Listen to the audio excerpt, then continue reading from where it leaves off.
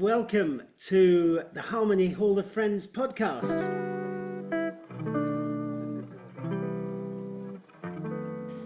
So, Pathorn Swasdisuk, welcome to the Harmony Hall of Friends podcast. It's great to have you on the show. My pleasure. My pleasure to be here. Great. To begin with, can we move back a little bit to the beginning of your career, if you like, as a Hmm. musician? Because I was just reading about you, and you started as a chorister. You were involved in some really great youth choirs in Bangkok, not just Bangkok, but international song ensembles like the World Youth Choir, Asia Pacific Youth Choir. You traveled to Europe, Southeast Asia. So this is like a really great start for a young musician. But what I'm really interested in is what kind of inspired you to get involved in music and really to put so much time and commitment into singing? Hmm. Well, if we want to go back to the very start, it might have to go with my parents, my mom and my dad. Both of them, they met in a music club. Once they were in undergrads in their 20s, and fell in love, and they had me and my sister. They had my sister before me, of course. And then my sister was the one who was, she was in one of Thailand's oldest boarding school, is a girl boarding school, which has a long, long, long tradition of choral singing. And so she was in the choir. 7 years later, I was born, and then of course, when your daughter is in a choir and you have a little toddler, you have to bring him along. And then that's how it began. So I just tagged along in every concert she was singing. I met a lot of her friends. I became, just a little baby in the group. So people adores me, and then I get a lot of good experience, good vibes from choral music. Just let alone just going to the concert itself. Once I was 8 years old, I started singing on my own in my school. When someone invited me to be part of the choir, and I've been singing nonstop since then.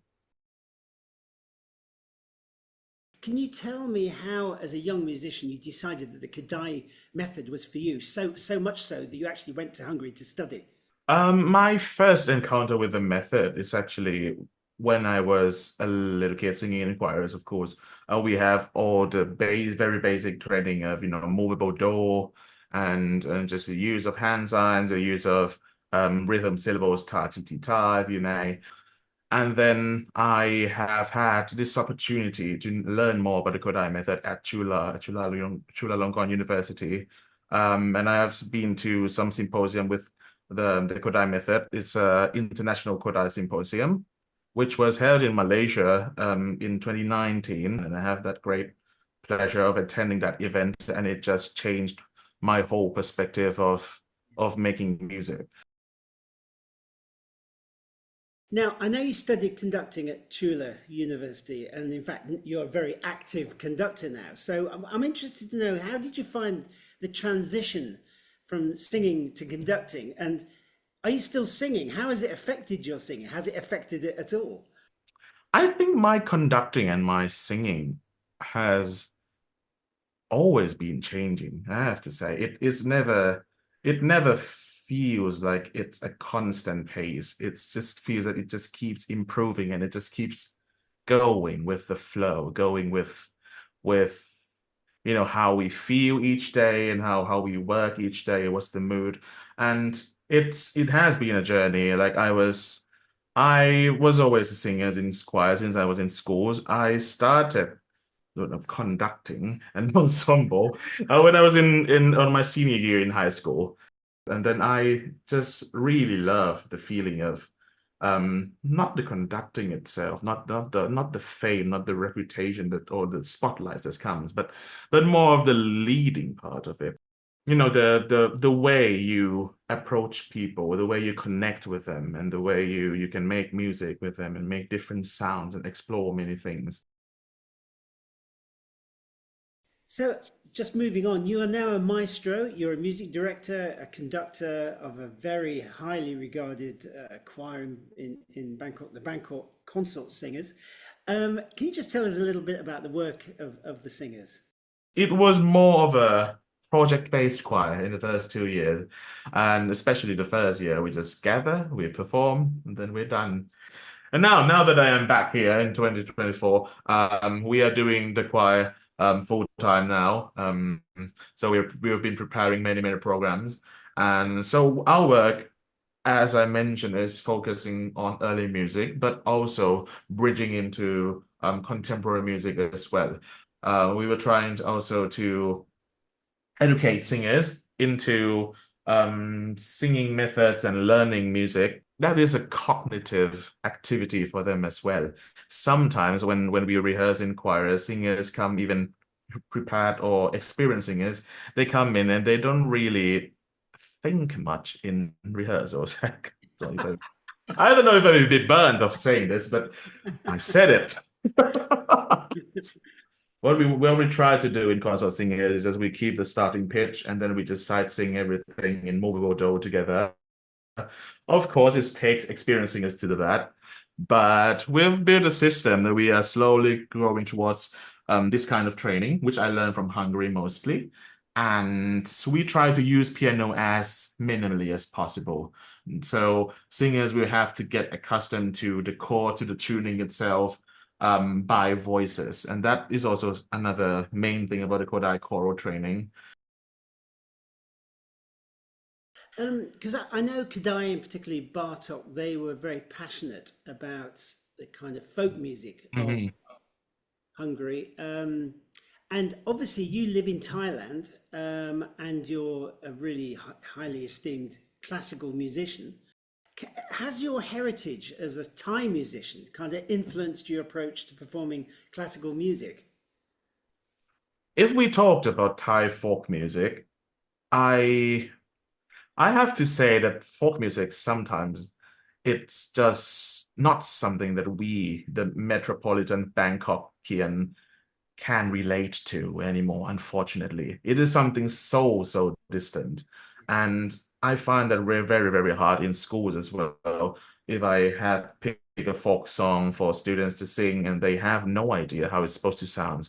When we do choral music in Thai, in the Thai language, it is extremely hard sometimes because we have a crazy amount of vowels and a crazy amount of consonants, and these are not something that we do every day. I've been doing some Thai classical singing in a way as well when I was a little kid.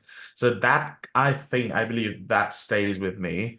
And once we have to do Thai music, it's kind of clicked in a way that I can have my choir sings in Thai in a way that is natural.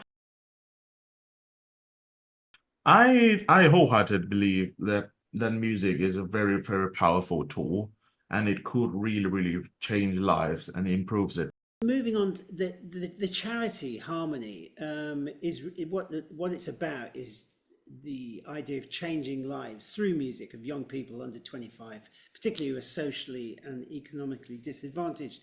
So, can I ask, have you been involved in any projects where you feel that either your performances or your educational work has really had a profound impact on particularly young people?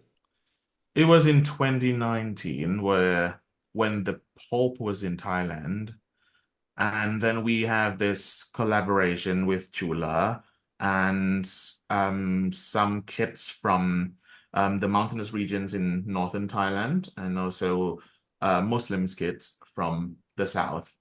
They come together and perform with the choir, with the Chula choir, in front of the Pope. It was it was quite an experience, I have to say.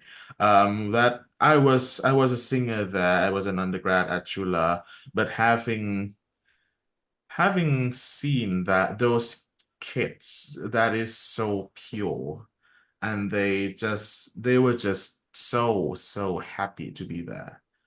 I've seen the inspiration in their eyes, and I know one of them.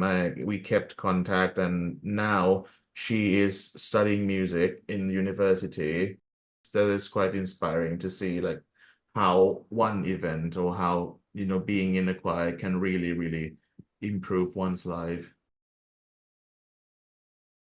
Finally, I'm interested to know uh, what advice you were given as a young musician, or what advice do you wish you'd received um, that would help young aspiring musicians start out on their either interest in music or even career in music? I have this quote that I also have received from actually Andre the Shield, who is a Broadway performer. It is this: slowly is the fastest way to get to where you want to be. As a young musicians, we feel that we know everything. We feel that, okay, this is our time to shine. This is our era. We have to do this because in music, sometimes you are burning with it and you just keep doing it, that you ignore everything else in life. I have heard this quote and it just blew my mind. And it's just so beautiful in that sense that it allows you to take time in resting as well. So yeah, my advice is to pass Andre the Shield's quote. Slowly is the fastest way to get to where you want to be. That's wonderful and very profound advice indeed. So thank you for sharing that with us. So Pathorn Swasdisuk, thank you very much for joining us on Harmony Hall of Friends podcast today. Thank you, Paul.